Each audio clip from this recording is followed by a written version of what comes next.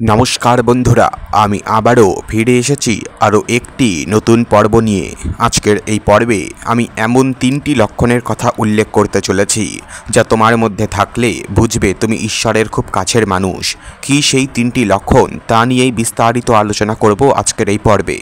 शुरू करार आगे बोले राखी बंधुरा एरकम धरनेर नाना रकम भिडियो एई चैनेले आगे थेके आपलोड करा रयेछे, सेगुली चाइले देखे आसते पारेन एबं चैनेलटिके अवश्य करे सबस्क्राइब करुन। तो चलुन आर देरी ना करे शुरू करा जाक। देखुन बंधुरा, ईश्वर आमादेर सकलेर जीवने उपस्थित। ईश्वर आमादेर भालोबासेन, आमादेर देखाशोना करेन एबं आमादेर जन्य सर्वोत्तमटी चान।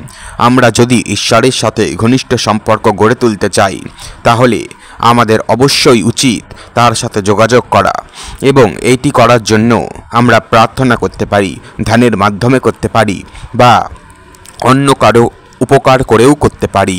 अन्य कारोर प्रति सहानुभूतिशील होले ईश्वर प्रसन्न हन। बंधुरा, प्रथम लक्षण, आपनी ईश्वरेर उपस्थिति अनुभव करें। যখন আপনি ঈশ্বরের সাথে ঘনিষ্ঠ হন তখন আপনি তার উপস্থিতি অনুভব করতে শুরু করবেন। আপনি তার ভালোবাসা, শান্তি এবং আনন্দ অনুভব করতে পারবেন। আপনি এমনকি তার সাথে কথা বলতে বা তার কাছ থেকে নির্দেশনা পেতে পারেন। দ্বিতীয় সংকেত, আপনি তার ইচ্ছা অনুসরণ করতে চান। যখন আপনি ঈশ্বরের সাথে ঘনিষ্ঠ হন তখন আপনি তার ইচ্ছা অনুসরণ করতে চান। আপনি তার মতামত এবং নির্দেশনা অনুসরণ করতে চান। আপনি তার রাজ্য এবং তার ন্যায় বিচার প্রতিষ্ঠা করতে চান।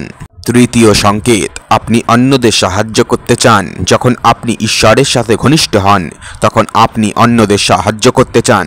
আপনি তাদের ভালোবাসা, আশা এবং সাহস দিতে চান। আপনি তাদের ঈশ্বরের সাথে ঘনিষ্ঠ সম্পর্ক গড়ে তুলতে সাহায্য করতে চান। আপনি যদি এই তিনটি লক্ষণ আপনার জীবনে দেখতে পান তাহলে বুঝুন যে আপনি ঈশ্বরের কাছের মানুষ। তিনি আপনাকে ভালোবাসেন এবং আপনাকে সর্বদা আশীর্বাদ করছেন। আপনার জন্য সবসময় সর্বোত্তমটি চান।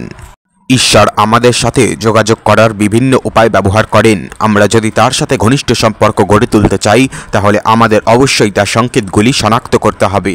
প্রার্থনার উত্তর, আমরা যখন ঈশ্বরের কাছে প্রার্থনা করি তখন তিনি আমাদের প্রার্থনায় উত্তর দিতে পারেন। তিনি আমাদের ইচ্ছা পূরণ করতে পারেন, আমাদের সমস্যার সমাধান করতে পারেন বা আমাদের আশ্বাস দিতে পারেন। স্বপ্ন এবং দর্শন, ঈশ্বর আমাদেরকে স্বপ্ন বা দর্শনের মাধ্যমে কথা বলতে পারেন। তিনি আমাদেরকে তার ইচ্ছা বা আমাদের ভবিষ্যৎ সম্পর্কে জানাতে পারেন। কোনো প্রাকৃতিক ঘটনা, ঈশ্বর প্রাকৃতিক ঘটনার মাধ্যমে আমাদের সাথে যোগাযোগ করতে পারেন। তিনি আমাদেরকে তার ভালোবাসা, শান্তি বা ন্যায় বিচার সম্পর্কে জানান দিতে পারেন নানাভাবে। অন্যদের মাধ্যমে, ঈশ্বর অন্যদের মাধ্যমেও আমাদের সাথে যোগাযোগ করতে পারেন। তিনি আমাদেরকে তার ইচ্ছা বা আমাদের জীবনে তার পরিকল্পনা সম্পর্কে জানাতে পারেন। আমরা যদি ঈশ্বরের সাথে ঘনিষ্ঠ সম্পর্ক গড়ে তুলতে চাই তাহলে আমাদের অবশ্যই তার সংকেতগুলি শনাক্ত করতে হবে এবং তাদের প্রতি সাড়া দিতে হবে। ঈশ্বরকে ভক্তি দিয়ে ডাকতে হবে, ভালোবাসা দিয়ে ডাকতে হবে। ঈশ্বরকে কখন আপনারা বলেছেন বন্ধুরা, তুমি সুস্থ থেকো, তুমি ভালো থেকো? আমরা সন্তান হয়ে যদি আমাদের মা বাবাদের না দেখি, আমরা সন্তান হয়ে যদি আমাদের মা বাবাদের ভালো না করি, তাদের ভালো থাকতে না বলি, তাহলে তারা কিভাবে ভালো থাকবে? বন্ধুরা, নিয়মিত প্রার্থনা করুন।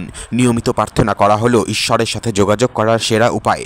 প্রার্থনার মাধ্যমে আমরা ঈশ্বরের সাথে আমাদের চিন্তা ভাবনা, অনুভূতি এবং আকাঙ্ক্ষাগুলি ভাগ করতে পারি। আমরা তার কাছে আমাদের সমস্যাগুলির সমাধানের জন্য সাহায্য চাইতে পারি এবং আমরা তার কাছে আমাদের জীবনে তার ইচ্ছা জানাতে পারি। প্রার্থনা করার জন্য নির্দিষ্ট সময় এবং স্থান এই দুটির জন্য কোনো দরকার নেই। আপনি নিজের মনে যখন খুশি ডাকুন। ঈশ্বরকে ডাকার জন্য কোনো সময় নির্ধারিত নয়। বন্ধুরা, আবারও বলি, ঈশ্বরকে ডাকার জন্য কোনো স্থান, কোনো সময়, কোনো কাল নির্ধারিত নয়। যেখানে খুশি, যখন খুশি ঈশ্বরকে মন থেকে যদি ভক্তি দিয়ে আপনি ডাকেন, ঈশ্বর আপনার সামনে এসে সাক্ষাৎ দাঁড়াবেন, আপনার বিপদে আপনাকে উদ্ধার করবেন। নিজের বাড়ির মন্দিরের প্রদীপ জ্বালিয়ে ঈশ্বরকে পূজিত করার আগে নিজের মনের প্রদীপ জ্বালান। নিজের মনের প্রদীপ জ্বালিয়ে আগে ঈশ্বরকে পুজো করুন। ঈশ্বর আপনার সামনে এসে দাঁড়াবে। আজকের জন্য এ পর্যন্তই বন্ধুরা। দেখা হচ্ছে পরের ভিডিওতে। অবশ্য করে চ্যানেলটিকে সাবস্ক্রাইব করুন। সুস্থ থাকবেন, ভালো থাকবেন। ধন্যবাদ।